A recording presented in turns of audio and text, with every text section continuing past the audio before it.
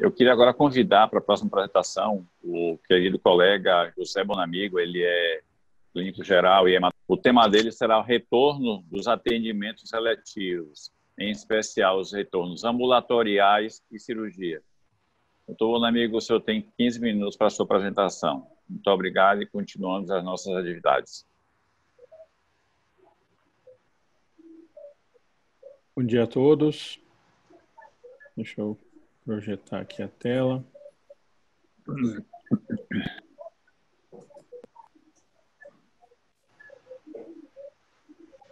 Bom, eu vou tentar ser breve. É um assunto que tem muitos desdobramentos, mas do meu ponto de vista, talvez a questão mais relevante com relação ao retorno aos atendimentos, se a gente mudar um pouco o estado mental, né, com que a gente tem entendido e trabalhado essa doença. Apenas para referência, eu sou hematologista, eu coordeno o programa de clínica médica, de residência clínica médica do Hospital Israelita Albert Einstein, e nesse período da pandemia, além de atividade assistencial no pronto-socorro e de pacientes internados, eu também fui designado como membro da retaguarda de Covid do Einstein. Então, eu estou com pacientes internados desde abril, né, de forma ininterrupta, e ao longo desse período, obviamente, variando um pouco o número de pacientes. Atualmente estou com 2 pacientes internados. Bom, eu vou começar com algumas notícias aqui da imprensa leiga. Eu acho que muito dessa pandemia, ela tem sido vivida, né, pelas pessoas, não só o público leigo, mas também como os profissionais da área da saúde, médicos ou não médicos, como um grande show midiático, né? E felizmente, né, no meu ponto de vista, um pouco tardiamente, mas felizmente agora em maio a imprensa começa a perceber que o único problema do mundo não é o coronavírus, né? Então a gente tem essa matéria do Estadão, baseada em uma estatística da Sociedade Brasileira de Patologia de Cirurgia Oncológica, de uma estimativa que nesse período da pandemia, pelo menos 50 mil brasileiros deixaram de ser diagnosticados com câncer. Nessa estimativa, né, feita pelas sociedades, durante o mês de abril, eles estimaram uma redução de 70% dos procedimentos cirúrgicos.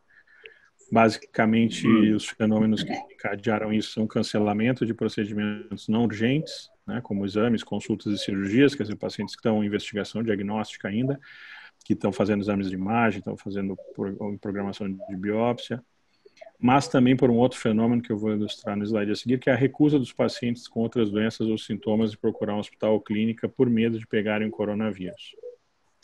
Ontem eu recebi um relato de um colega em um grupo de médicos, um urologista de um serviço grande de referência aqui na região sudeste, em que após a reunião clínica do serviço, o residente reporta de que, constando o livro de internações, né, de espera, todos os pacientes que estavam aguardando prostatectomia radical, definidos na sessão como candidatos à cirurgia, nenhum deles aceitou operar, ser internado nessa semana para cirurgia. Em busca de algum caso, né, para internação e tratamento cirúrgico, eles conversaram com outro paciente, que era um paciente com tumor de uretra, e o paciente também recusou a internação, lembrando que isso é um serviço público, né, e que a fila de demora são a regra, né, e que esse paciente não quis operar, ia fazer uma tomografia de estadiamento que já estava agendada para o fim de maio, e que então, depois desse exame, ia aguardar o contato. Então, vejam que são pacientes com diagnóstico de câncer já feito, aguardando um procedimento de tratamento, né, que pode ser potencialmente curativo, e recusando a internação por conta de medo do vírus. Bom, o que nós estamos enfrentando, né? Eu acabei cunhando uma frase nesse período para tentar chamar a atenção das pessoas, principalmente dos colegas, com relação a enquadramento desse problema, né? Eu trouxe aqui 2 figuras, uma acho que mais fácil de reconhecer, da esquerda, que é o vírus Ebola, mas também o vírus do sarampo, né?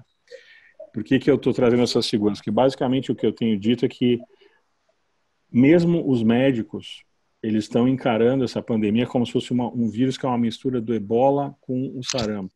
Significa o quê? O ebola é um vírus que tem uma letalidade altíssima, em diferentes séries de 25% a 90%, mas em geral uma letalidade ao redor de 50%, e que se transmite como se fosse sarampo antes da vacinação, que é uma das doenças com maior transmissibilidade, né, em que um doente pode contaminar até 12 a 18 outros indivíduos. Então, as pessoas estão lidando com esse problema, que não é um problema pequeno, mas eu acho que esse enquadramento é necessário, como se fosse algo devastador do ponto de vista de letalidade, do ponto de vista de contaminação. O que nós estamos lidando de fato, né? É um novo coronavírus, é uma família de vírus que a gente conhece desde a década de 60.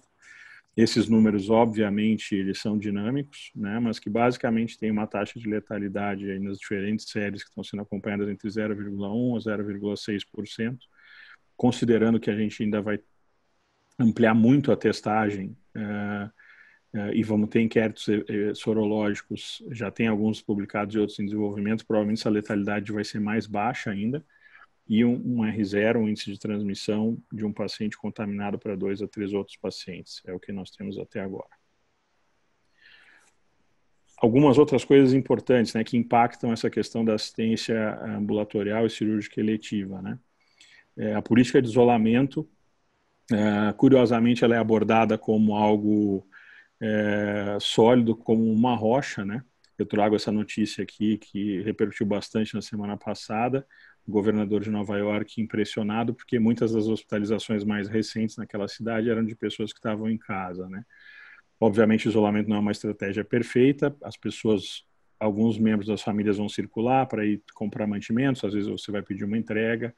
E mesmo em centros urbanos, em países ricos, essa exposição ela não se esgota quando a gente está em isolamento, né? Ela também é uma intervenção intuitiva, né? E que não foi estudada adequadamente, né? Talvez não seja possível a gente estudar da forma adequada, mas o ideal, né, já que a gente viu a brilhante palestra do SPRI mais cedo, era que a gente tivesse estudos mostrando os desfechos de morbidade e mortalidade pelo vírus e pela população geral, comparando populações que fizeram isolamento ou não. A gente não tem essa informação, né? E além disso, a gente não discute isso, é bastante suprimido nas discussões, não só do público, mas médicas também, dos efeitos adversos do isolamento econômico ou na saúde da população. Essa é uma outra notícia recente também, foi publicada dia 13, no Telegraph, da Inglaterra, em que o chefe de saúde da Unicef ele adverte de que as medidas de lockdown mais severas podem aumentar a mortalidade de crianças, né? E aqui acho que é um ponto bem interessante, porque isso se enquadra perfeitamente no Brasil, que é um país de dimensões continentais e de uma amplitude, né, de escala social e econômica muito grande. Primeiro, o que eu já comentei, que um lockdown indiscriminado ele não tem um efeito ótimo no vírus, ele não é uma estratégia perfeita. E quando você pede para as famílias ficarem em casa, e essa casa tem um cômodo e é numa favela, sem um suprimento adequado de comida ou água, isso não vai limitar a transmissão do vírus, né? Parece óbvio, mas quando a gente assiste o jornal na televisão, isso não é citado, né?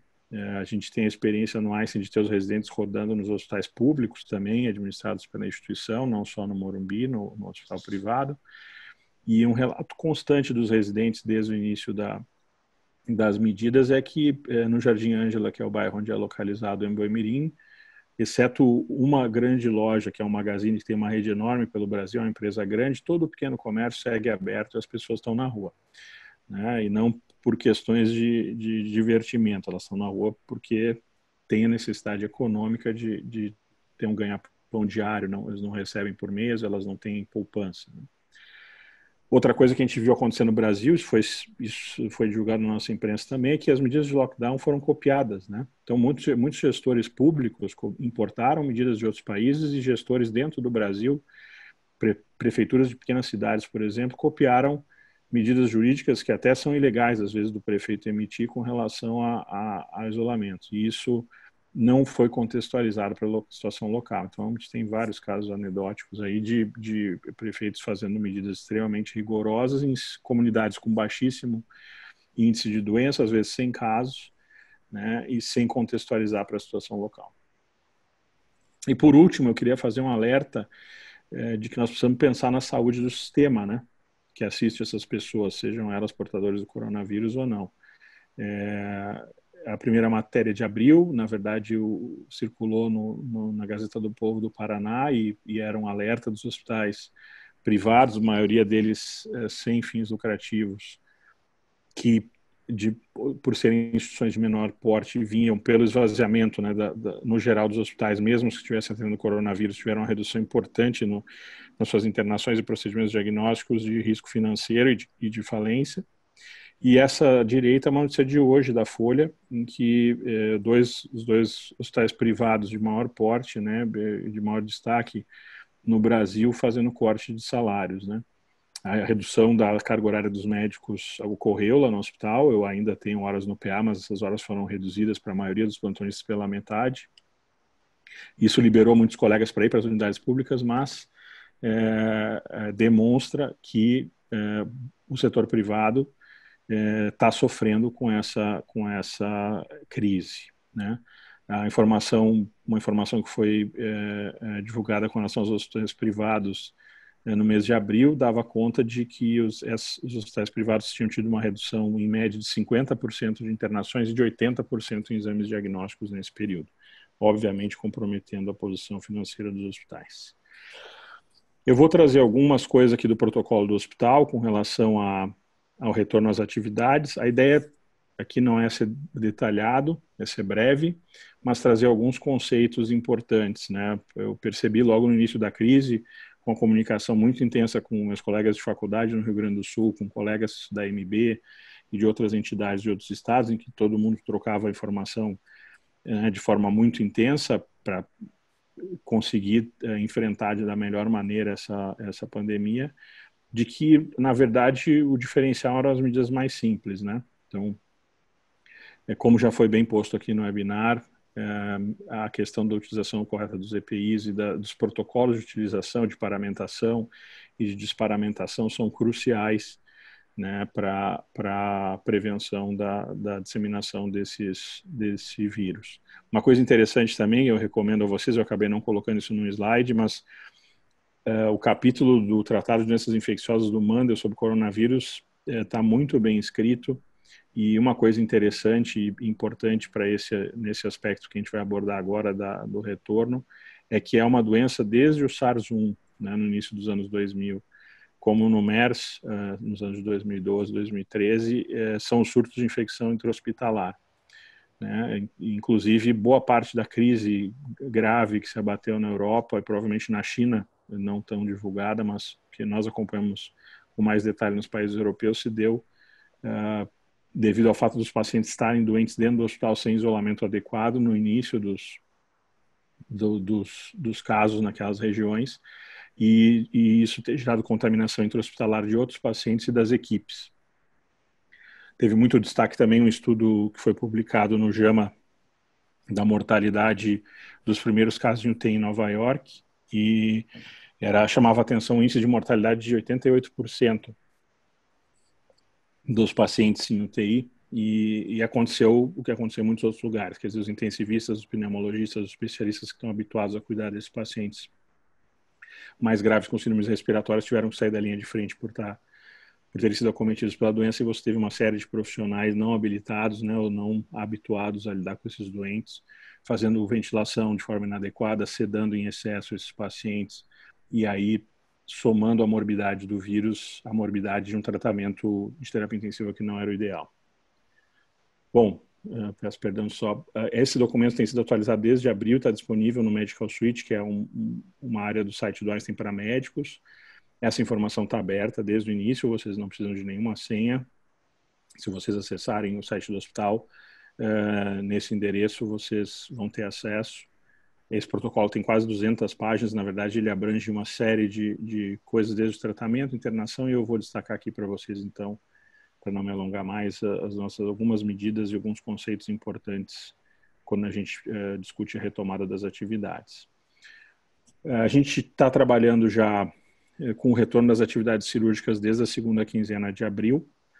conforme os cirurgiões me relatam, a medida mais difícil, né, eu mostrei no slide anterior para vocês, é convencer o paciente, mas basicamente o protocolo do hospital tem, na questão da cirurgia eletiva, a inserção no protocolo da solicitação do PCR para o COVID com 72 horas do agendamento da cirurgia, e nos pacientes que têm acesso a essa facilidade, isso pode ser feito inclusive com uma coleta domiciliar, né?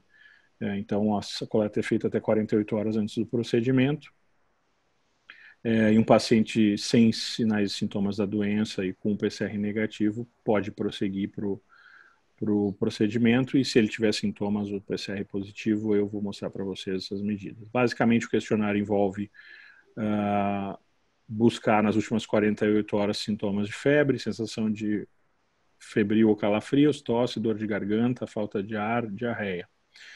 Uma coisa importante aqui é a gente ter um alto índice de suspeição. O que a gente aprendeu nesses pouco mais de 2 meses tratando desses pacientes é que as apresentações clínicas são bastante variadas, né? Primeiro, o grande desafio da transmissão, que é um número enorme de pacientes assintomáticos ou oligossintomáticos. E nos pacientes que têm manifestação clínica, você ter quadros de síndrome como um resfriado comum, de síndrome gripal, em alguns pacientes uma síndrome que simula uma gastroenterite aguda. Eu me lembro de 2 ou 3 casos no pronto atendimento, ainda durante o mês de março, a transição de março para abril, onde a gente teve casos que foram investigados como uma dor abdominal, às vezes até um abdômen agudo, e quando realizaram a tomografia de abdômen, nos cortes mais altos, a gente tem identificado as lesões características pulmonares, né, nos campos inferiores do coronavírus. Então, o que é o importante no conceito aqui da cirurgia agendada? É a gente fazer o PCR pelo menos 48 horas antes do exame e na ausência de sintomas, com PCR negativo, prosseguir para o procedimento. Num paciente com resultado positivo, isso vai ter que ser avaliado junto à equipe cirúrgica, e aí a decisão, dependendo da urgência do caso, se esse procedimento vai ser reagendado. E no caso dele não ser reagendado, existe um fluxo específico que está disponível nesse mesmo documento, eu não vou entrar em detalhes aqui, mas um fluxo para como fazer o procedimento em pacientes com suspeita ou confirmados para Covid-19. Então, basicamente, o conceito que a gente tem que ter com relação à cirurgia eletiva é da testagem por PCR antes.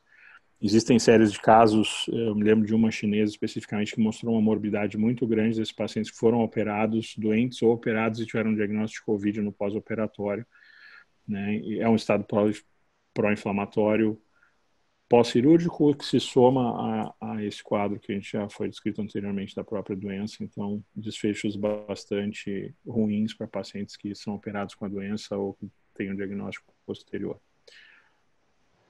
Aqui eu estou colocando um fluxo de oncologia, basicamente para um conceito que eu conversei muito com os colegas no início, que é a separação dos pacientes dentro do ambiente hospitalar, né? Então, um paciente que aqui está colocado oncologia, mas serviria para outras especialidades, e se ele chega para uma consulta, né, no ambulatório de oncologia ou para um tratamento de radioterapia, e ele tem um histórico de sintomas respiratórios com ou sem febre, ou febre isolada sem foco, na triagem colocar uma máscara cirúrgica, comunicar a equipe assistencial do setor e direcionar, no caso do Einstein, esse paciente para atendimento no pronto-socorro geral, né? A gente tem um pronto-socorro oncológico no hospital e o geral, e o nosso direcionamento para todos os quadros respiratórios é que esse paciente seja alocado no segundo andar do pronto-socorro geral. Então, ele é transportado para essa unidade, e aí você vai se proceder os testes diagnósticos para COVID e painel viral a gente tem usado também para os pacientes que têm disponibilidade pelo seu plano ou podem pagar. E aí fazer um afastamento e retornar essa informação para a equipe assistencial com relação a uma reprogramação daquele atendimento. Então, basicamente, o conceito aqui é a gente ter em mente que os ambulatórios e os hospitais devem ter protocolos definidos, né, com relação à separação dos ambientes dentro do hospital, para que esse paciente, eventualmente com sintomas ou diagnóstico, não contamine outros pacientes em ambientes que estão ali dedicados para tratamentos oncológicos ou de outra natureza. Com relação à triagem, eu trouxe um fluxo aqui que é do centro de reabilitação. O conceito aqui nesse slide é basicamente a gente ter em mente o que seriam critérios de negativação dos pacientes que tiveram já um diagnóstico de COVID, né? Então, isso também não é uniforme na literatura, né? Quando que a gente considera uma pessoa que teve a doença, quando que ela pode retornar às suas atividades ou eventualmente ser assistida em um ambiente de um estabelecimento de saúde sem risco de contaminação dos profissionais e de outros pacientes. Então, basicamente, o paciente que está ainda dentro de um período de 30 dias do diagnóstico de COVID, ele vai ser liberado a partir do 10º dia se ele tiver um PCR negativo. Isso tem que ser, obviamente, monitorado pela equipe e, independente disso, ele vai manter um uso de máscara cirúrgica descartável. E pacientes que estão assintomáticos, né, e com mais de 30 dias do diagnóstico, eles podem ser liberados para atendimento presencial. Isso, obviamente, no Brasil, a gente tem que ter estratégias alternativas, né? Talvez a regra mais simples que eu conheça seja a do CDC, que traz dois extremos, né? Uma é você ter, para uma confirmação de um paciente não mais contaminante após a doença, 2 PCRs com intervalo de 24 horas. No Brasil, nem no Einstein a gente tem feito isso, por conta do custo e da disponibilidade do exame, mas eles têm um critério clínico de você ter um paciente assintomático há pelo menos 72 horas, sem o uso de qualquer medicação sintomática, por exemplo, antitérmico, e há pelo menos com 10 dias de evolução da doença. Então, o conceito aqui é a gente entender qual regra é mais adequada para aquele serviço e, dependendo da disponibilidade ou não de teste, você definir como você vai proceder. Apenas para a gente falar um pouquinho, ainda estou no centro de reabilitação, mas isso se aplica a consultórios médicos em geral, né, inclusive fora de hospitais. A recomendação do Einstein no centro de reabilitação, que é basicamente o centro de fisioterapia, é que a máscara seja usada pelo paciente que já foi triado, né, e está fora de risco, máscara cirúrgica. O hospital dispensa para os profissionais dessa área, que vai estar exposto a pacientes já pré-triados, o uso da N95. Então, nesse ambiente ambulatorial de pacientes que já foram triados ou com PCR negativo ou com mais de 30 dias da doença e sem sintomas, pode usar uma máscara cirúrgica simples. Não é permitida a utilização, isso é uma observação importante, de máscaras de tecido do próprio paciente. Então, o paciente recebe na chegada ao serviço uma máscara cirúrgica descartável. Isso é uma coisa importante quando a gente pensa no atendimento ambulatorial também e num consultório, ou seja, até um consultório médico privado. E a gente tem em mente que o ideal é que esse paciente não use a sua própria máscara e que ele use durante a estadia no serviço uma máscara cirúrgica descartável. Estimular a higiene das mãos a cada equipamento. Eu vou falar um pouquinho da higienização antes de concluir, nós já estamos chegando no final. Manter a distância recomendada entre pacientes, né, rodiziando, se possível, o uso de equipamentos. E após cada terapia, cada sessão daquele paciente, fazer a limpeza e desinfecção dos objetos e encaminhar ao local de guarda. O que a gente tem feito? Nas unidades de internação, geralmente as superfícies elas são higienizadas a cada 6 horas. Então, a bomba de infusão, mesas dentro do quarto, a cama. E nos consultórios e na medicina diagnóstica, isso está sendo feito entre cada atendimento, né? O hospital não recomenda usar álcool gel para limpeza de superfícies. Basicamente, a gente usa peróxido de hidrogênio, que é o Oxivir ou Optigerme, são 2 detergentes desinfetantes que são amplamente conhecidos no mercado. Isso também não precisa ser uma restrição, né? Existem uma série de publicações já do Ministério, do CDC, dizendo como providenciar eventualmente materiais, né, de menor custo, né, ou que você pode usar.